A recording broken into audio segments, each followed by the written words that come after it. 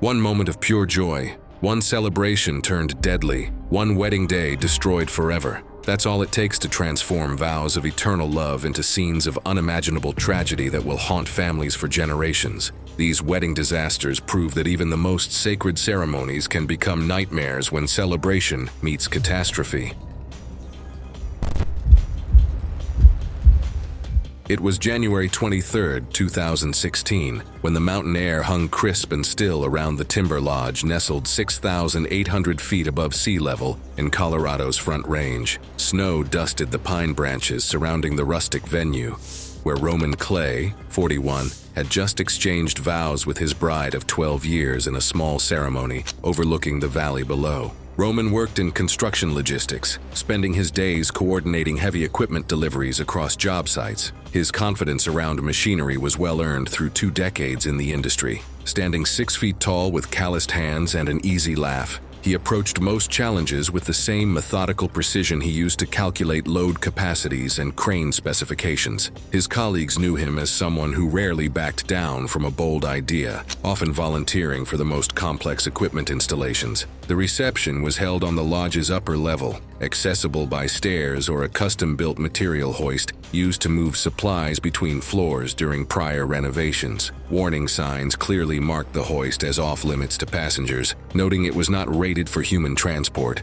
and carried a posted weight limit of 800 pounds for materials only, a rating already reduced due to the hoist's age and prior maintenance issues. The platform measured 4 feet by 6 feet, enclosed by waist-high metal railings painted industrial yellow. The shaft extended 20 feet vertically through the lodge's timber frame construction. Roman had spent weeks planning what he called his grand entrance. Rather than walking upstairs like other guests, he convinced 3 groomsmen to join him on the service lift for a dramatic arrival. The 4 men, together weighing well over the posted limit, crowded onto the platform while wedding guests gathered above and below with smartphones ready. Several family members expressed concern about the plan. The lift operator had stepped away for the ceremony. Roman pressed the up button himself, and the platform began its ascent normally. Guests cheered from the upper level as the groom waved, the men shifting their footing on the platform as it swayed under the load. The mechanical hum of the motor echoed through the shaft as the platform climbed steadily past the 10-foot mark. At approximately 14 feet, the uneven, overloaded lift suddenly failed without warning, the platform dropping vertically through the shaft. Roman, standing near the front rail, was thrown forward as the floor disappeared beneath him. His chest struck the metal guardrail with devastating force before the platform slammed into the concrete base below with a thunderous crash. The impact crushed his chest against the metal railing, causing devastating internal injuries. The sudden stop caused severe neck trauma and a catastrophic spinal injury. The sound of the crash reverberated through the lodge's wooden structure, silencing the celebration instantly. Wedding guests rushed to the lift shaft within seconds. Roman lay motionless on the twisted platform, blood pooling beneath him. The 3 groomsmen sustained various injuries but remained conscious. Emergency responders arrived approximately 18 minutes later, delayed by the lodge's remote mountain location, but Roman showed no vital signs. His bride collapsed upon seeing the scene. The county coroner ruled the death accidental, caused by blunt force thoracic trauma and cervical fracture. Both smartphone footage and the lodge's security camera captured the overload and subsequent mechanical failure. Investigators later determined the hoist's limited safety systems had been bypassed months earlier during renovations to accommodate larger deliveries. The lodge suspended operations immediately following the incident, and the reception was canceled. Roman's bride was escorted from the venue by family members and transported to a nearby hospital for evaluation. In the weeks that followed, the property's material hoist was permanently shut down.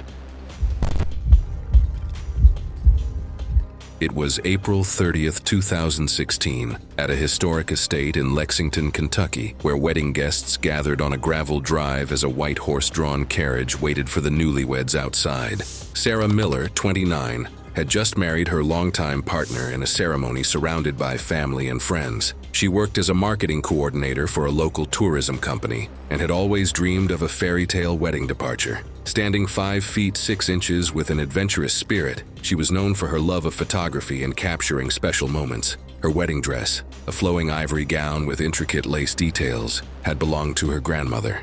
The wedding reception had concluded with plans for the couple to depart in an antique carriage pulled by 2 Clydesdale horses, each weighing approximately 1,800 pounds. The animals had been decorated with white ribbons and flowers, though the unfamiliar adornments and surrounding crowd of 80 guests created visible stress. A professional handler held the lead ropes while guests positioned themselves for photos. The estate's stone mansion provided a picturesque backdrop for the departure ceremony. Sarah had stepped out of the carriage momentarily to retrieve her phone for a selfie with the decorated horses, believing the moment would be perfect for her social media documentation of the day. She positioned herself approximately 4 to 5 feet directly behind the horses, holding her smartphone to capture the scene. The handler had warned guests to maintain distance from the animals, but Sarah was caught up in the excitement of the moment, eager to document every detail of her perfect day. As guests gathered around the carriage, a small fireworks display was prematurely ignited by a guest, intended for after the couple's departure. The sudden explosions occurred 30 feet away, but the sound echoed off the estate's stone buildings. Both horses immediately showed signs of distress, with ears pinned back and heads raised high in an alert posture. The unexpected noise disrupted the carefully planned timeline. The lead horse reared up on its hind legs, pulling against the handler's grip. Sarah continued taking photos, showing no visible reaction as the situation escalated around her. The second horse began backing up nervously, its massive hooves striking the gravel as it tried to distance itself from the noise. Several guests noticed the animal's agitation, but were unable to warn Sarah in time. The right side horse suddenly kicked backward with both hind legs in a defensive reaction to the continued fireworks.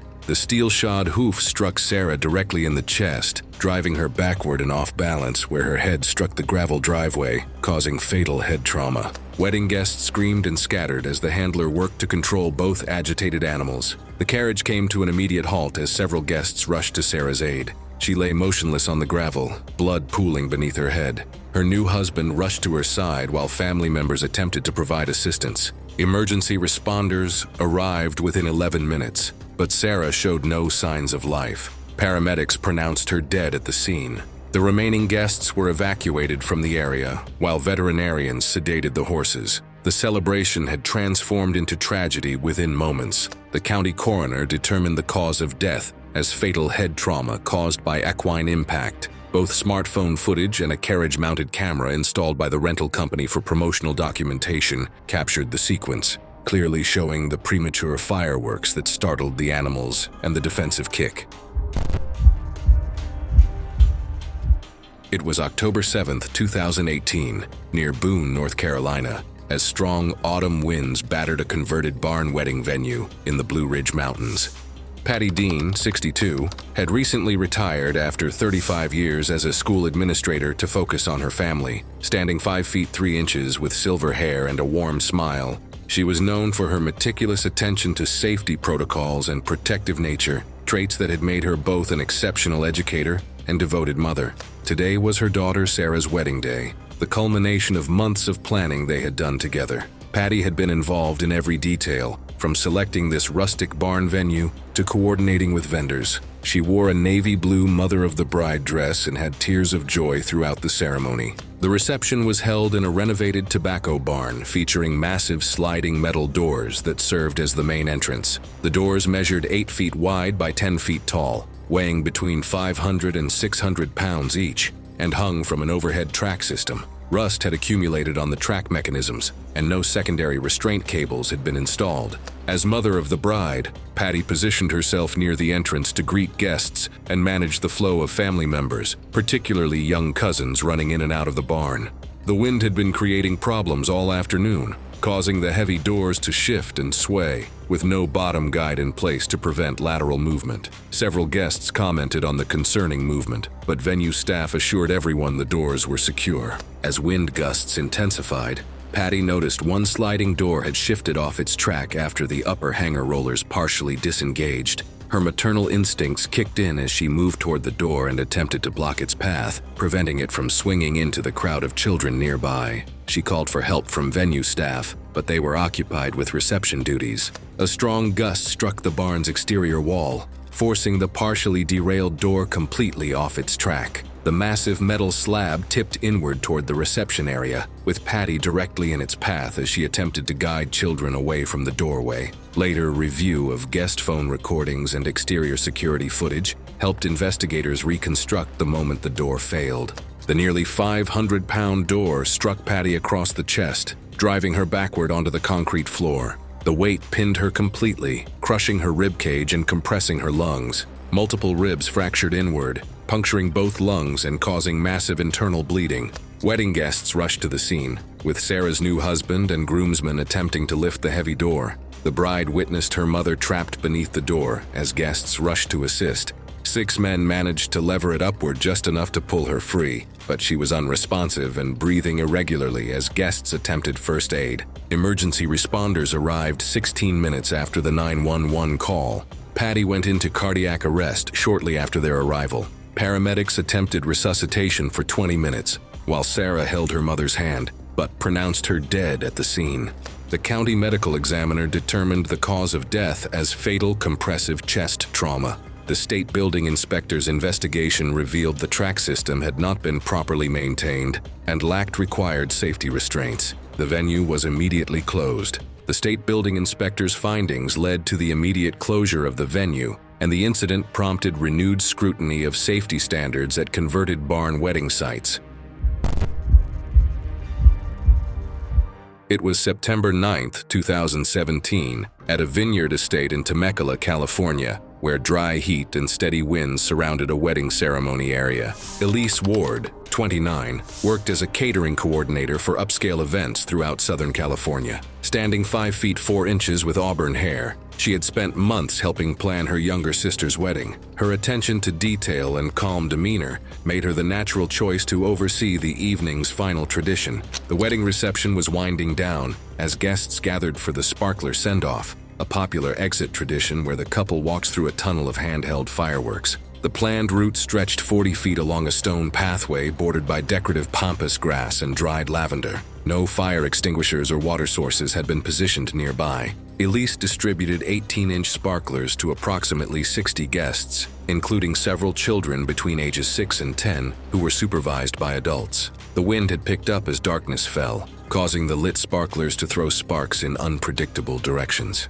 She positioned herself near the pathway's midpoint to guide guests and ensure the couple had a clear route. As the bride and groom began their walk, a 7-year-old guest lost grip of his sparkler while waving it overhead. The lit firework tumbled into a patch of dried pampas grass approximately 8 feet from the main pathway. The wind immediately caught the sparks, spreading them deeper into the landscaping where they ignited the brittle vegetation. Small flames began spreading through the grass, initially unnoticed by most guests who were focused on filming the couple's exit. Elise spotted the fire first and stepped forward to clear guests away from the growing blaze. The flames had already spread across a 6-foot section of landscaping, creating a barrier between some guests and the pathway. The fire reached the hem of Elise's floor-length chiffon dress as she attempted to guide elderly relatives to safety. The synthetic fabric ignited rapidly, melting and adhering to her legs as flames climbed upward. She stumbled and fell while trying to run,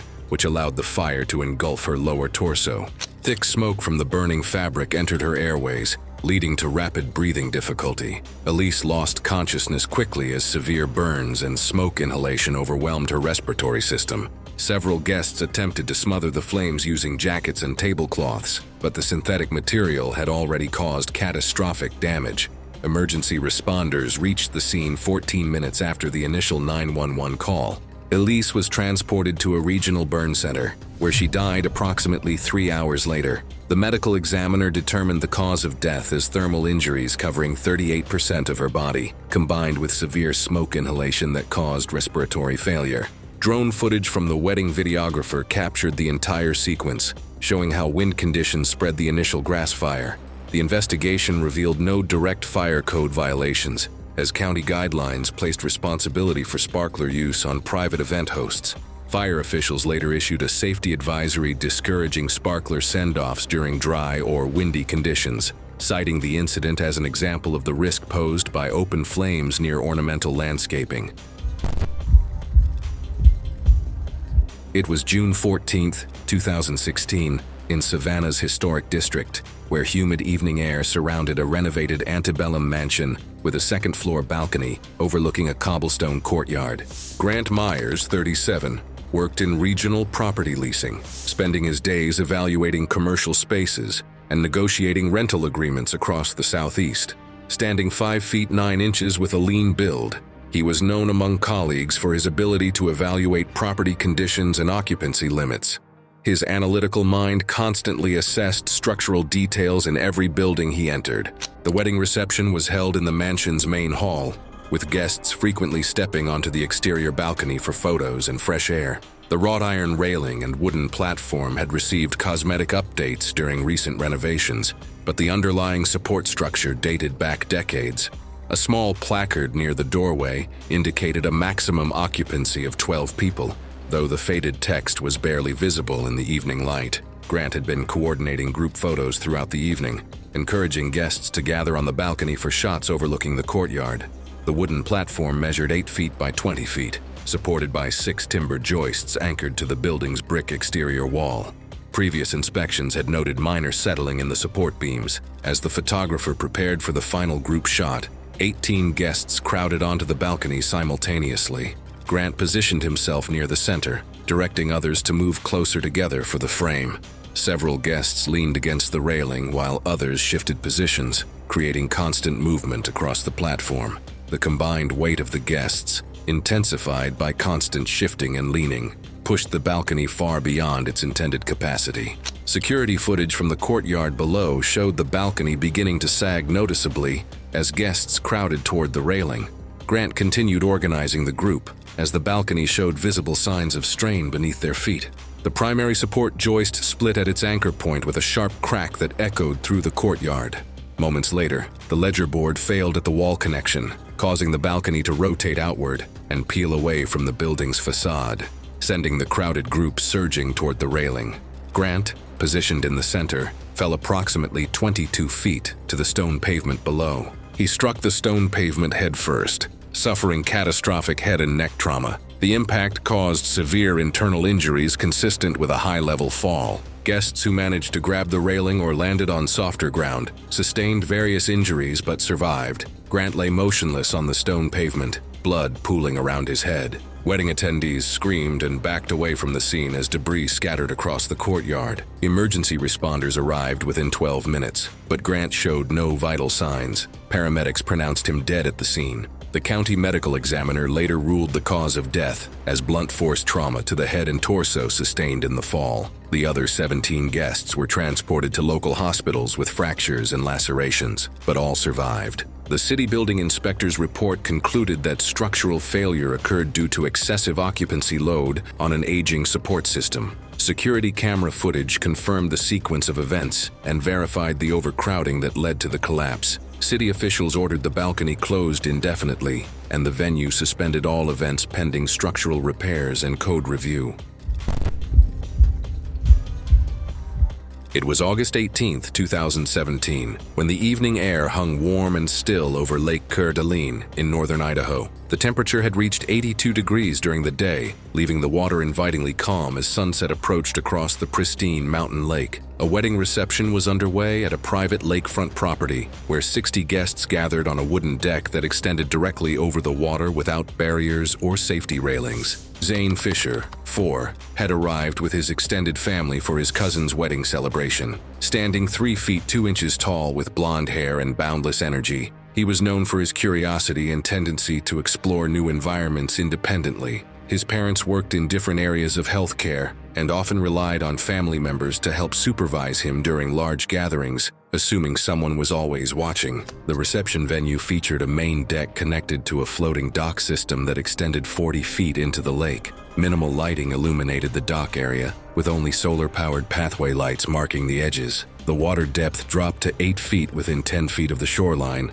and the lake temperature measured 64 degrees, despite the warm air temperature. As the evening progressed, most adults became focused on wedding speeches and dinner service. Zane had been playing with other children near the seating area, but gradually wandered toward the water's edge while family members assumed he was under someone else's supervision. The dock surface remained wet from earlier boat activity, creating slippery conditions. Security cameras mounted on the property's main building captured Zane walking alone toward the dock area. He appeared curious about the boats moored nearby and moved closer to the water's edge to get a better view. No adults were visible in the camera frame. As he approached the unprotected perimeter of the floating dock, Zane slipped on the wet decking and fell directly into the lake. The sudden immersion overwhelmed him, leaving him unable to stay afloat. His small size and limited swimming ability made it impossible for him to reach the dock edge, which sat 18 inches above the water surface. Moments after falling into the lake, Zane disappeared beneath the surface.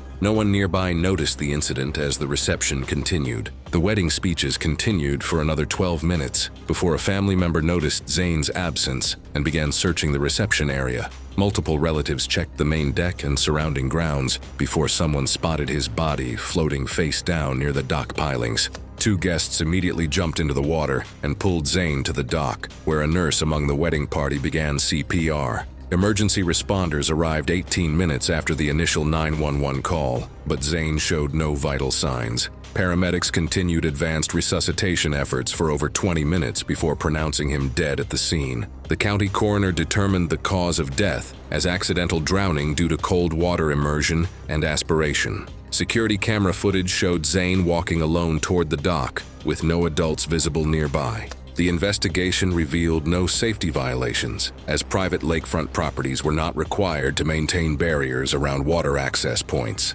However, the incident highlighted the dangers of unsupervised children near open water during social gatherings. Local safety officials later urged families hosting waterfront events to assign dedicated supervision for children, citing the risks posed by open water during large gatherings. Thanks for watching. Want to see more? Click on your screen now.